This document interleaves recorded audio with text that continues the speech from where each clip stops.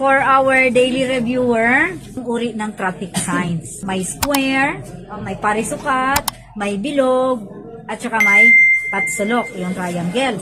So may mga kulay din yan siya. Tanong ko ngayon sa'yo ay ito. Ano ang ibig sabihin ng asul na senyas trapiko? Letter A, ipinagbabawal na senyas. Letter B, tumuloy sa pagmamaneho. And letter C, nagbibigay impormasyon. Ano kaya ang ibig sabihin ng kulay asul na senyas trapiko? Ng impormasyon. Usually, rectangle yan sila, ha?